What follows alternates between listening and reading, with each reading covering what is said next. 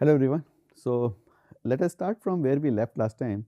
When we were when we met last in the last class, what we were talking was basically some of the challenges the community is facing or might face as we try to implement this in the real world situation. Uh, what we were looking into, one of the challenges was the carbon lock-in itself. So what we were talking in the last class was that when we kind of dispersed is that a lot of investment which has been done or which is expected to be done or which is happening as we speak and which might be done by some economies in the past or which might be done today could have a long lock-in period. For example, a lot of technology driven things for in power sector, most of the power plants, in industries, many of the industries, in buildings, like a lot of these buildings or houses have a very long lock-in periods.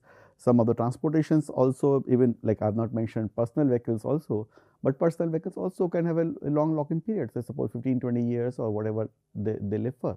So there is a definitive lock-in period before which a transition would have its own cost and implication. So it's not only about the cost, it's also the implication.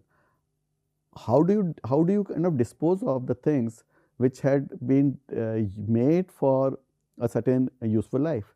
So disposing them of earlier than their useful life, are we diligent enough to do an analysis that have like is the net carbon impact or the net energy efficiency impact or the net carbon intensity impact is better on a overall basis with respect to discarding this current technology also? Like, okay, let me try to explain you this better. Suppose we say that a new technology will bring in and reduce X amount of carbon per year. Let's take that example, and then the useful life of that technology is say 25 years. So we will be kind of saving 25 into X time of carbon per year on a cumulative basis. But if to do that, we discarded a technology which was already there, and the cost of discarding of that technology or the carbon footprint of discarding that technology, suppose was 10x. So in a way, the advantage that we will get with the new technology effectively remains only for 15x. 25x is the advantage and 10x is the disadvantage. So 15x is the only advantage that we will have for those things. So that is one problem which this lock-in period shows. Another thing is, of course, the major thing which talks about is cost. Right? Will people change their vehicles just because a new technology has come in? Are they ready to write it off? Will companies change the machines when a new technology has come in, moving from X technology to Y technology? Are they ready to take that bet? What is the ROIs? Are there enough compulsive reason for them to change those things? Buildings, like, are we just saying that we will just demolish all the existing infrastructure? So much of world has been built. What will we do with that world? So while the new technologies are coming in, while new energy efficient building technologies will come in, infrastructure which has already been built over last so many years or hundreds of years, what will we do with them? We can not just afford to just put them all into dust and start building new. Like, that is not a way things will work. So there is a huge issue with respect to the existing technology lock-in which will there, and as I was explaining you was also that there is a, it's not only one way that things will flow. You see, even one aspect changing, suppose a new technology or comes in, but is this new technology leading to some kind of a social change, as I was mentioning to you probably in the last class, or I did not, I don't remember really, is that with the coal technology getting discarded or coal technology being asked to get discarded, there is a whole coal economy in India which is running. What happens to the people who are involved in that sector? So there is a whole social context around it. There is a supporting infrastructure issues which will come in. For example, and when we go deeper into renewables, we will see this as a technology bottleneck, is that when you try to bring in renewables, does your existing grid support the transition to renewable as it is? Or do you need to then do something major on the grid size changes also? In terms of the devices which are being used at home, can the same devices be transitioned from X type of energy to Y type of energy? For example, if you just start moving from like for your vehicles, for example, from gasoline to some other form of energy, suppose say let's assume that you have a hydrogen car tomorrow. So is there a plug and play which will simply help you to switch from gasoline to hydrogen car? Answer is 19 in most of the cases no. You need to do some major investment to move from X to Y. So that is another problem. Problem also comes is governments can also influence these technology interventions through some kind of a regulation. So government may take some bets, and government may take some bets to support one kind of technology depending upon the guess that they can make to support their economy or support their individual targets. Is that the best bet? Like who determines it? Who says that EVs are better than hybrids, or who says like some other technology which is coming in, like currently we see a lot of movement in hydrogen in India. Like jury is out which says okay, hydrogen may be useful, but hydrogen may have safety issues also. So there's always a lot of ifs and buts which can lead to these kind of transitions being slower than what we anticipate them to be. There are issues around intersocial issues, techno-social issues, user related issues. There could be issues with the infrastructure, behavioral issues. So overall issues could be multiple. Issues can lead to some paralysis with respect to decision making, some changes in inertia. Inertia is a big thing. Like so there could be a lot of inertia in the system to switch on to something new, because and specifically for a country like India, which is still, as I already debated earlier also, that it's a still country which is growing, and with a country which is growing needs to invest more into new infrastructure, then can it afford to then invest in the older infrastructure to make it better? And so that's a very calculated risk India has to take. So with that not being so easy, maybe we'll continue to grow both ways. We'll continue to grow in a non-carbon efficient way and with carbon efficient way also. Maybe then what's the right mix of the two growth? Like will the carbon efficient growth will overtake the non-carbon efficient growth after a while? Let us see. When I go deeper into electricity generation, I'll show you that while there has been some changes around it, but still India still is growing in coal uses, and which I showed you with the earlier graph also. So there are a lot of interplays with just don't allow these changes to happen overnight. Let us try to understand it from three different angles. Like so, infrastructure and technology can be there because there could be a lot of inertia around it. There could be large investments, sunk costs, long lead times.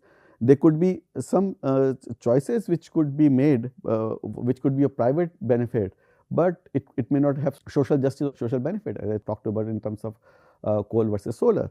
There could be random or international events which can impact it. For example, Ukraine, like Russia-Ukraine war. Russia-Ukraine war happened, and which suddenly derailed the whole transition of clean energy for most of the Europe, because Europe suddenly was deprived of some of the gas supplies. So those kind of unintentional events, or maybe some unfortunate event of some tsunami happening and then impacting a nuclear plant, and then suddenly people going against nuclear, and as soon as that starts happening, we may again go back to our safe way of working which we have been using for years. So there could be institutional level institutions also, like there could be some powerful actors which may have their own interest in not letting this transition happen.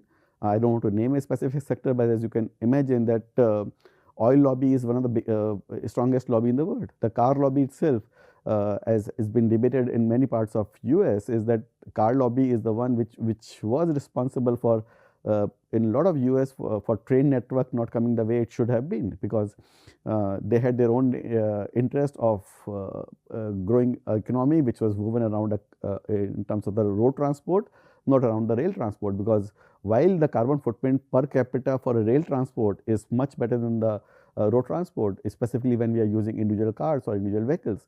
So but these lobbies would have their own influence. They will influence government policies. They sometimes have the power of arm twisting some of the governments of not taking a decision which will be more carbon friendly, or in terms of which could lead to a situation where their profits are hurt. So that can be another challenge. Institutions are also designed to stabilize and lock in, because usually the institutions are designed from a long term perspective, and if they are designed from a long term perspective, they always go with the thought process that they are there for a longer period of time. If they are there for a longer period of time, they have that inertia of moving into something new. Sometimes the benefits or the intended outcome could be only being seen, or maybe actually might be there, that it may only benefit some specific individuals rather than impacting or affecting the whole community in general. Would institutions be allowed to take such calls? Sometimes it's intentional call which could also be delaying things, or then there could be behavioral issues also, like there could be some lock-in which could happen because of some individual choices, like will people suddenly stop using ACs at a lower temperature, even if they are taught to that ACs are best working around 24 degrees centigrade. So like just to change this behavioral thing is it so intuitive. Sometimes the calculated choice are much not so easy to take, because not everybody would like to do math around it, not everybody would like to do understand that what is in it from a long term perspective, because people are looking for their comfort from next day, next minute, next second. So to do that thing, sometimes the lock-in is through a social structure also, and interrupting habit. See, habit changing is one of the toughest thing to do for any societal development, and it takes generations for habit to evolve. So, and while we are fighting this carbon battle on a very short term basis, or we need to fight it on a very short term basis, just people to change their behavior. For example, suppose you make a change that people will not be allowed to take their car on a specific day, and they only need to travel by road transport or public transport to save carbon footprint in a specific part of the city. Will people agree to that?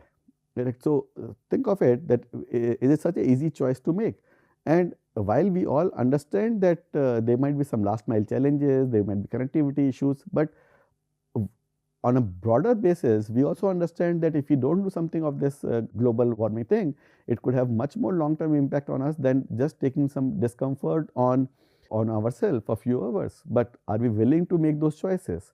And so these are many aspects which is leading to some of these things getting locked in, and with this locking in, which in turn slows down this whole process of this carbon transition. And we will, while we go into technological aspect, we need to understand that this is not simply a technology play.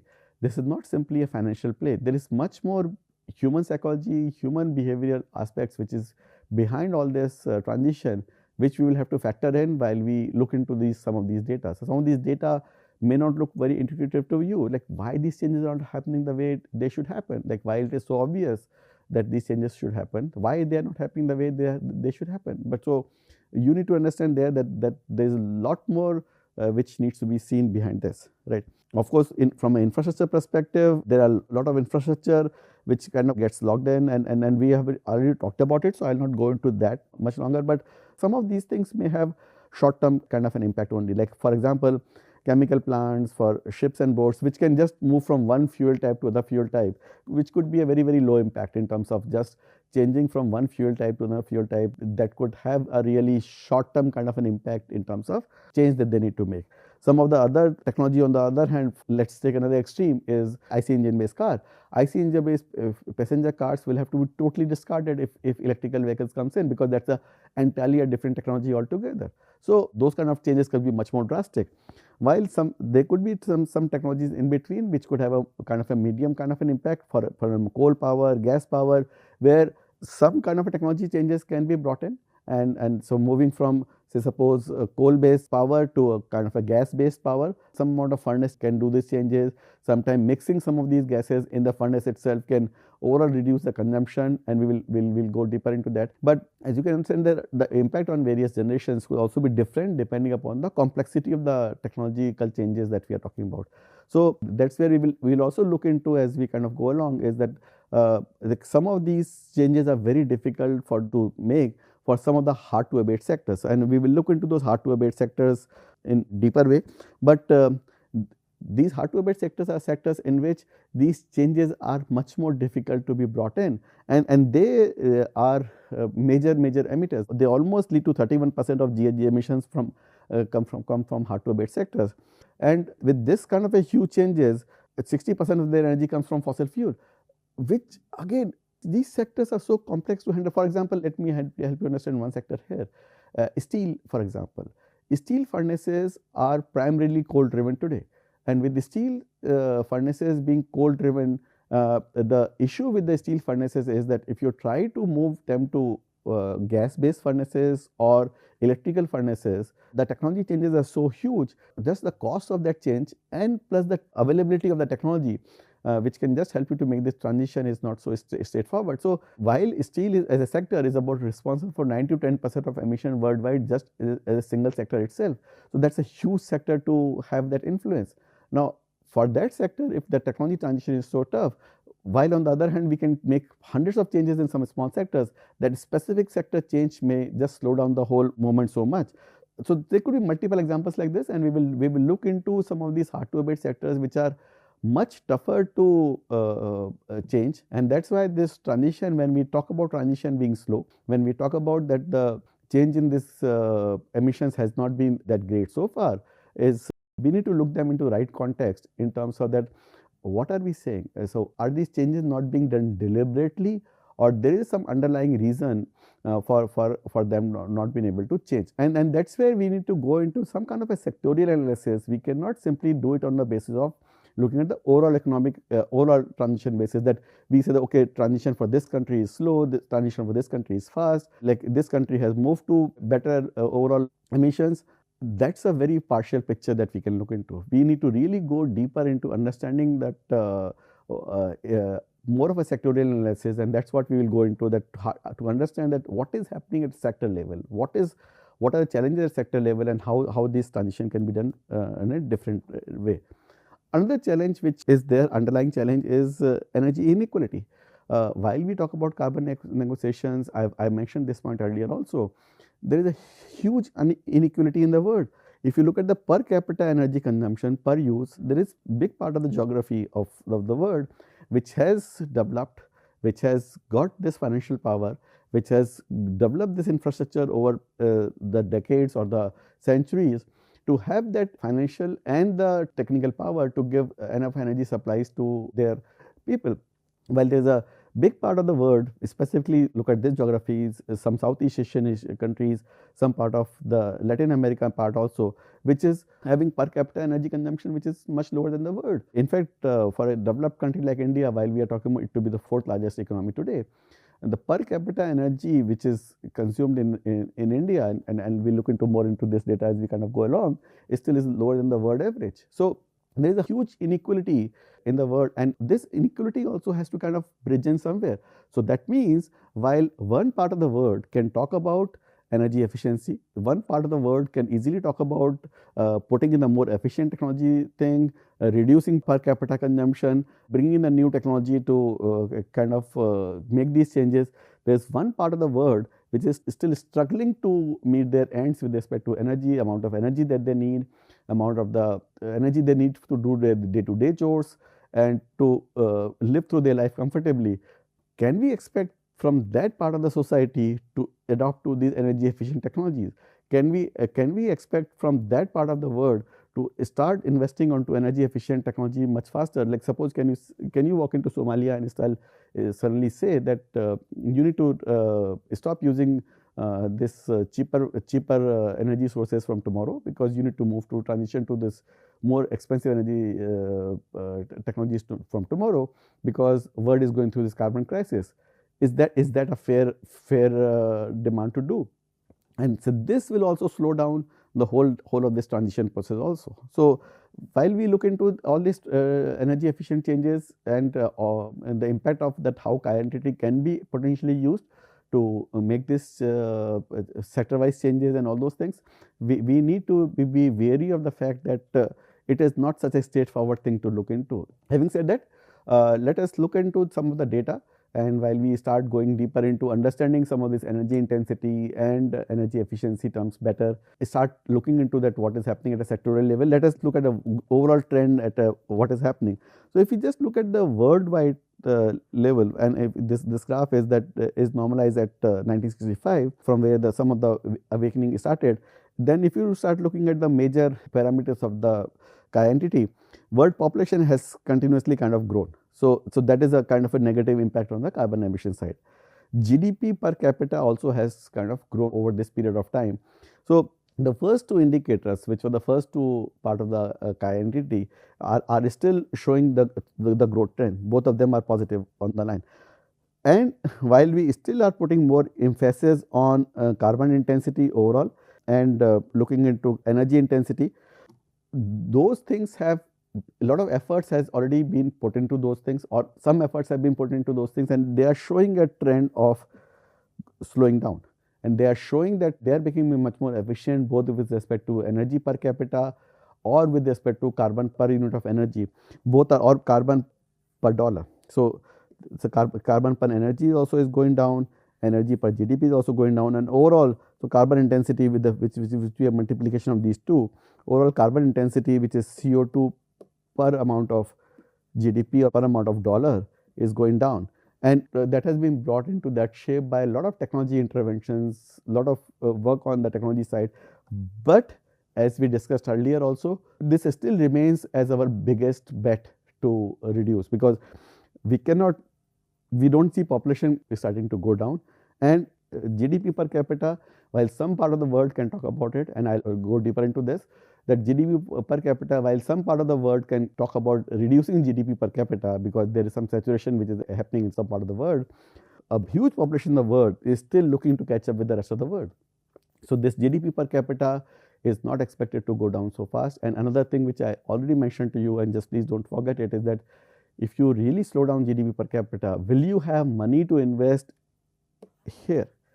As soon as you start reducing your GDP per capita, will you have money to invest in carbon intensity technologies? So, but overall this has been a world trend, but what has it meant is, because since one of the two major factors have kind of grown much faster, and the carbon intensity and the energy intensity curve has been kind of slower with respect to the slope, overall our emissions has been going up, and that there is a very clear trend that we are seeing.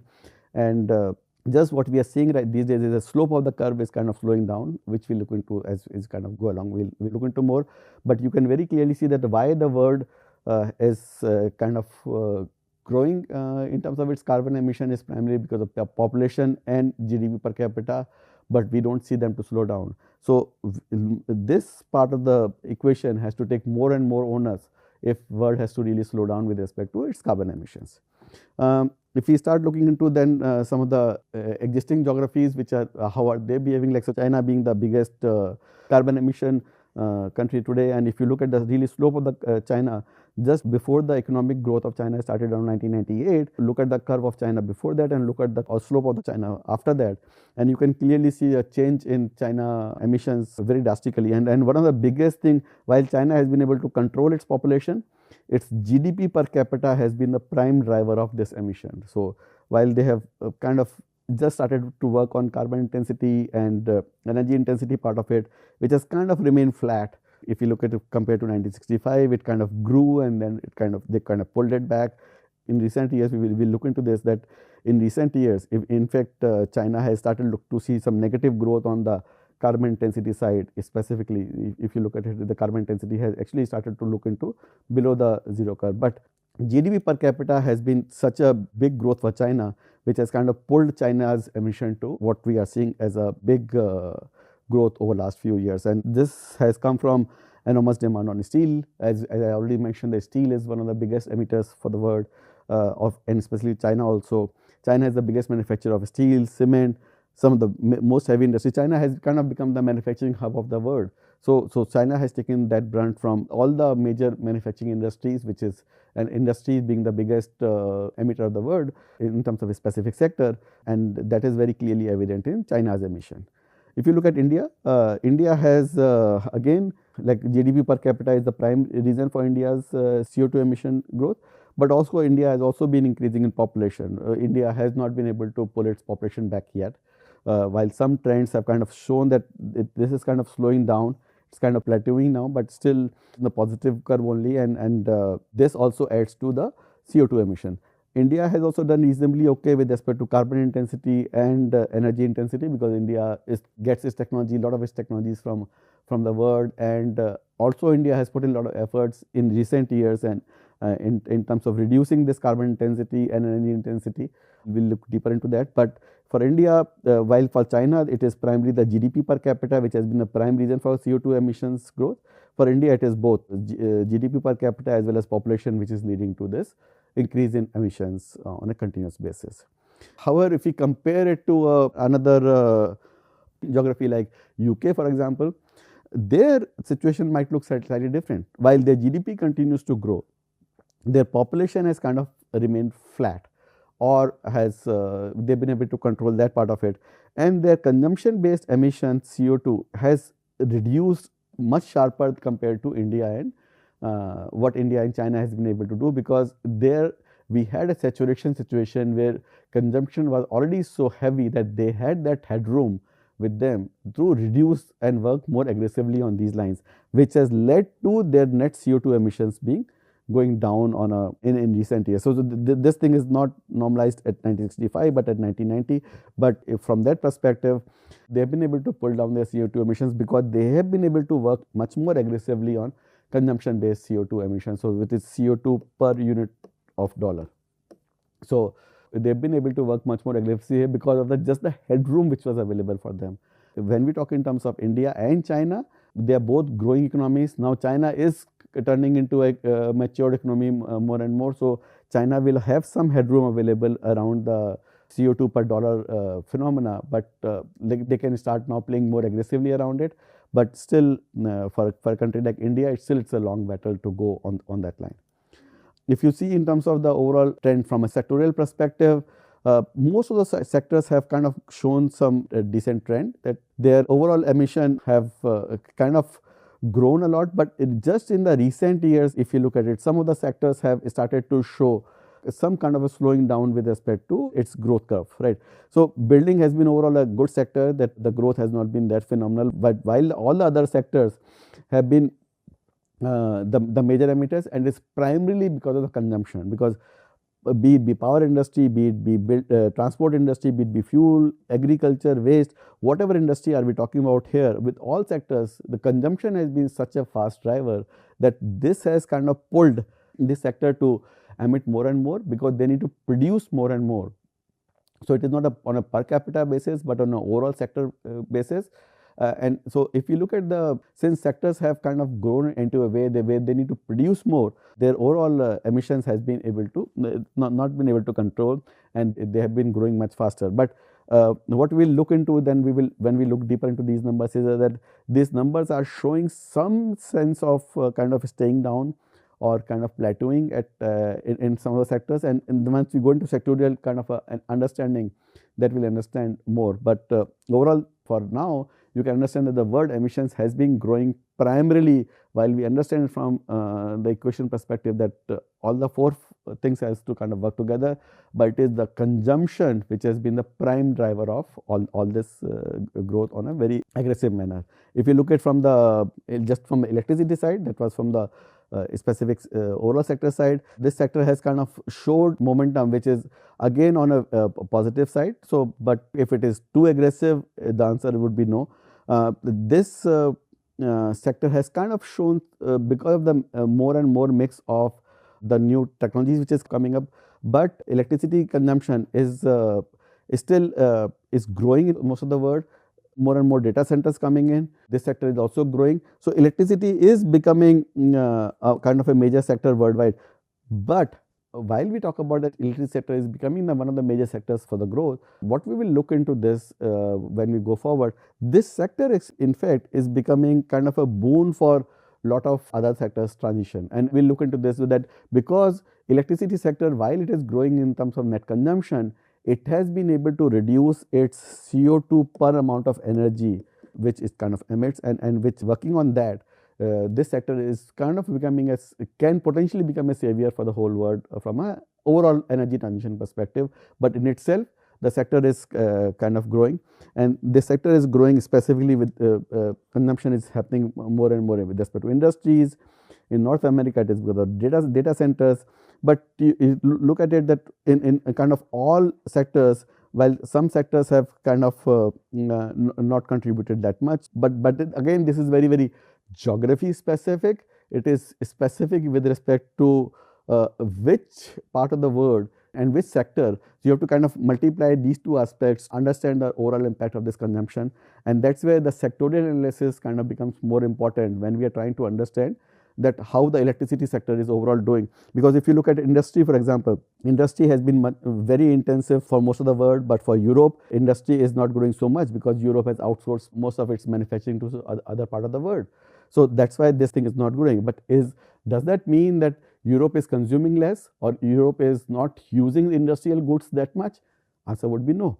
On the other hand, if you then start looking into Africa, for example, Africa is still while the building has not been such a big growth for most of the world, but as soon as you start coming to the part of the world which is still to be built in, specifically with respect to Africa, you again see suddenly that a lot of electricity demand has grown in Africa, which is very obvious. In US, data centers is coming up a lot.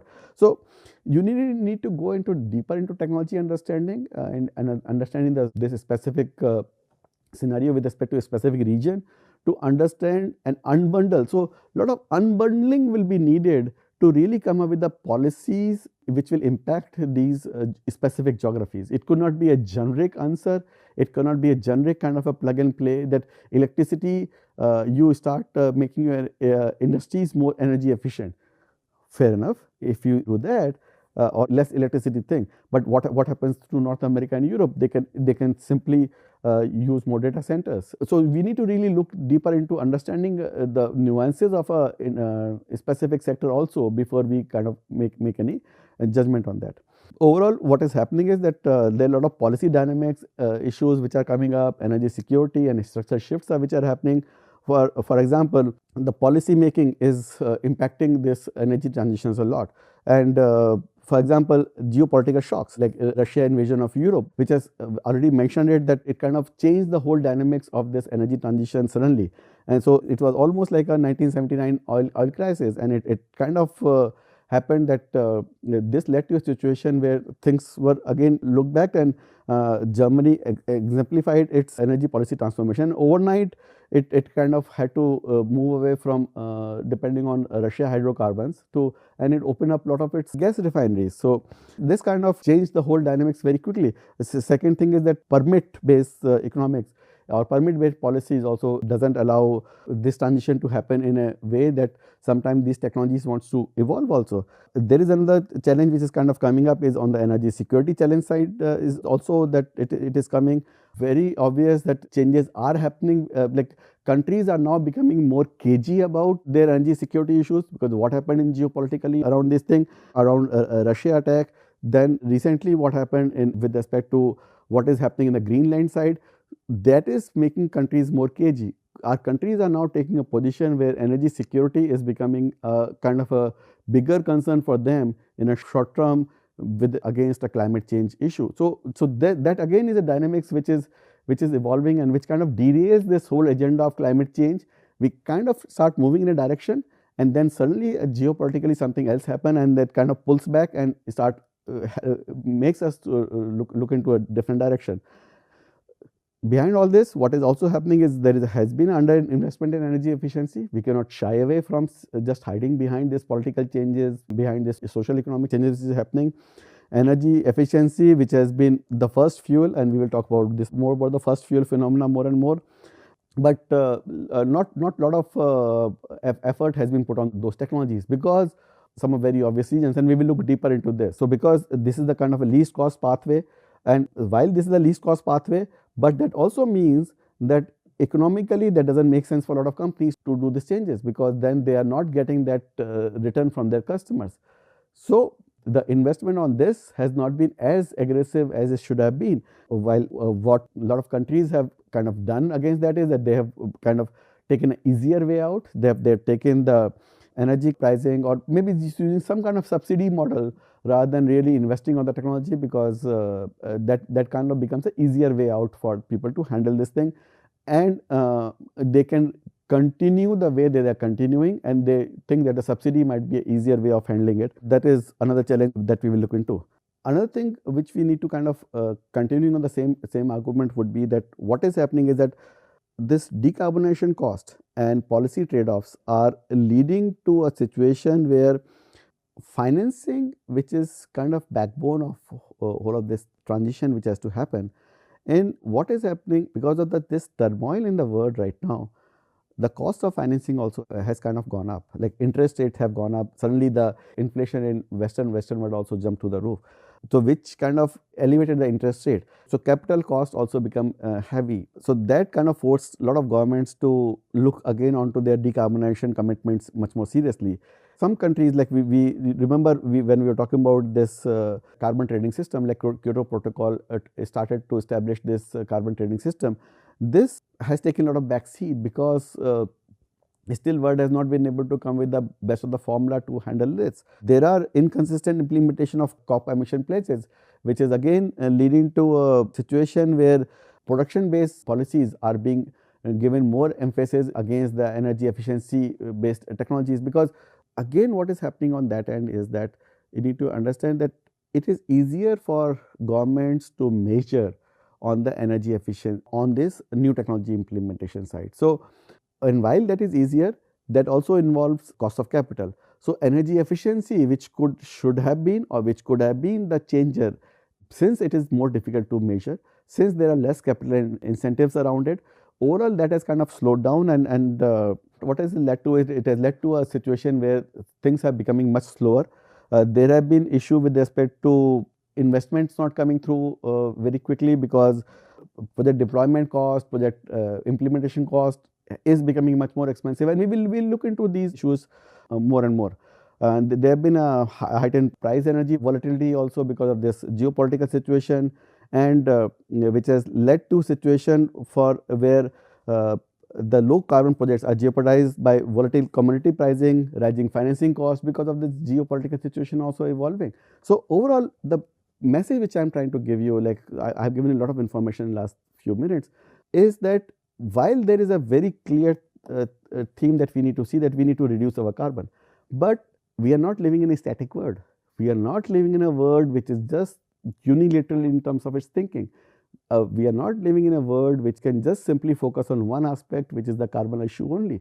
We are living in a dynamic world which is where multiple equations, multiple interdynamics which are playing with respect to political situation changing, with respect to economical situations changing, with respect to some economies making not doing so well, which is leading to a situation of they not being able to invest so much into technology side, while some economies are trying to overpower some of the other economics with respect to selling their technologies. So overall, we are living in a world which is much more complicated than simply looking into a situation that we just need to work on the time, and we need to just reduce our carbon footprint. We are not living in a unilateral world that way, and that is making this whole of this transition much more complicated than what it could have been, right? But having said that, let me leave this lecture on a kind of a fairly positive note, is that the way the projections are being done right now, while we are dealing with such a complicated multi-axis kind of a world where we are looking into multiple scenarios which is leading to a situation of not being able to move in a unilateral direction, the way the projections are happening, and if we continue to if we continue to follow these trends, world which is primarily like if you look at the word electricity generation by source, while the world today is looking like coal being the highest source of the electricity generation today, with natural gas being the second highest, how the world is projected is that solar and slowly wind, if you see the trend of solar and wind, that is much more sharper. So world would start looking into investing into much more of these green technology, and slowly if you look in terms of the electricity generation by source, it is expected that the coal will not continue to grow further. In fact, it may show a downward trend, and gas may kind of remain flattish, but it is the newer technologies which will start taking more and more central stage as we kind of go along. So while I may have given you a very gloomy picture over last 3-4 slides, that it is the things are not as fast as they should be, things are not as fast as they could be, but still we are looking in the right direction with respect to, while the energy consumption is of course expected to grow more and more, as already pointed out. Why? Because for OSED countries, OECD countries, the world is becoming kind of flattish with respect to consumption, because they already are consuming a lot per capita. But for non-OECD countries, which is still the per capita consumption is lower, and where the most of the population of the world lies, is still we expect to see much more growth coming in that sector. But the good part is that what we expect is that that growth may come through more cleaner technologies than the non-cleaner technologies, and we will look into this transition both with respect to efficiency and with respect to generation in the next part of this course. But I'll just leave you there with the thought process that there is a technology shift which is happening. World also understand that world needs to work on the carbon intensity, which is carbon per unit dollar, which is kind of broken into two parts, which is carbon per respect to energy and energy per per dollar. So while world has started to work a lot on the carbon dioxide per energy basis, so adopting the cleaner technologies for generating energy, world still has to look more into energy per unit of dollar, like where can world start looking into more energy efficiency to earn its money, and this is where we will look into first, before we jump into the clean energy generation side. First we will look into that what is world doing against the energy per dollar phenomena, which is energy efficiency, or is world putting enough emphasis on energy per dollar, is what we will look into in the next part of the course. Thank you.